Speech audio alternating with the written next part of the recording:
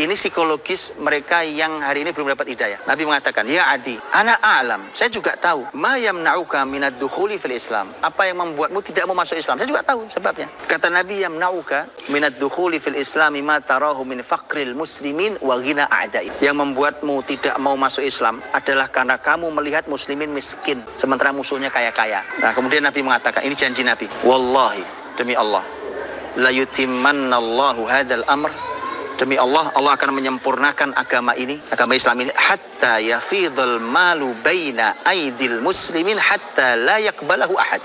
Begitu Allah sempurnakan Islam ini, harta di muslimin itu melimpah ruah sampai nggak ada muslimin mau menerima harta, saking banyaknya. Ya Adi, ada yang kedua saya tahu, yamna'uka minad dukhuli fil islami ma tarahu min qillatil muslimin wa kasrati aduwihim. Itu karena kamu melihat jumlah muslimin kan cuma sedikit. Kalian berapa sih?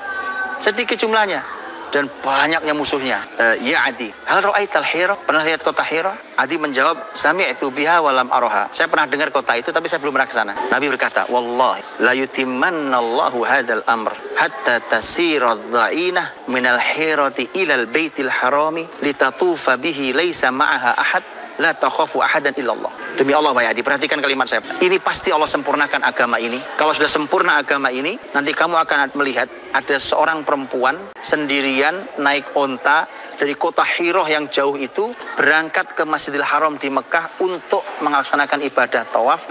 Dia sendirian sepanjang perjalanan itu dan tidak takut kecuali hanya Allah karena jalan itu aman sekali.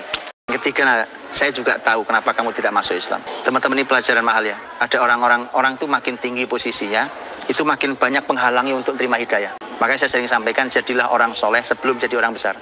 Karena kalau belum soleh dan sudah jadi orang besar itu makin tinggi, makin banyak penghalangnya. Maka Nabi ini mengungkap 3 penghalangnya. Yang ketiga, kata Nabi, yamna'uka minal islama tarahu min wujudil al-mulk was-sultan al-malik was-sultan bi aidi a'da'i al-mulk was-sultan bi aidi a'da'ihim. Kamu tidak mau masuk Islam kan karena kekuasaan dan kerajaan itu tidak di tangan muslimin tapi di tangan musuh muslimin. Betul kan? Nabi bersumpah lagi, wallahi la yutimannallahu hadzal amr. Diulang lagi, Allah pasti sempurnakan agama ini. Hatta tuftaha qusur Kisra, sampai istana Kisra ditaklukkan muslimin. Wa takunu kunuzuhu lil muslimin, dan kekayaan Kisra akan diambil muslimin. Adi heran, Adi menduga ini jangan-jangan ada nama Kisra sama. Maka Kisra sempat nanya gini, Kisra ibnu Hurmuz? Kata Nabi, Kisra bin Hurmuz. Masya Allah, dialog panjang itu membuat Adi yakin untuk masuk Islam. Kemudian Adi mengucap 2 kalimat syahadat. Ada 3 janji tadi. Teman-teman rahmati Allah, Adi bin Hatim Masya Allah jadi muslim yang baik. Bahkan nanti Adi termasuk panglima ketika peristiwa perang Qadisiyah. Zaman Khalifah Umar memerangi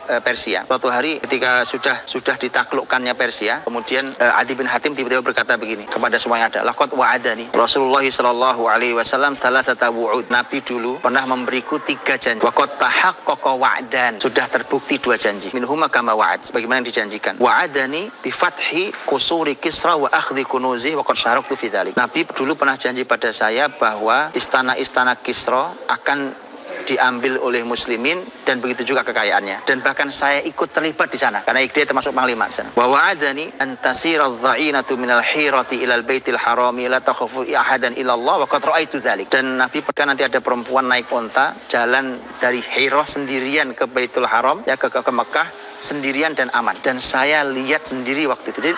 Jadi dia Adi bin Hatim itu pernah menyaksikan langsung perempuan dari Hirah ke Mekah sendirian. Dan itu seorang muslimah beribadah untuk beribadah tawaf di Mekah. Kemudian wallahi, lihat kalimatnya teman-teman, ini harusnya kita, wallahi saufa yakunu tsalitsu kama wa'ad, ya, haitsu sayafidul malu baina aidil muslimin hatta la yakbalahu ahad. Dan demi Allah, kata Adi bin Hatim, demi Allah, janji yang ketiga pasti terbukti.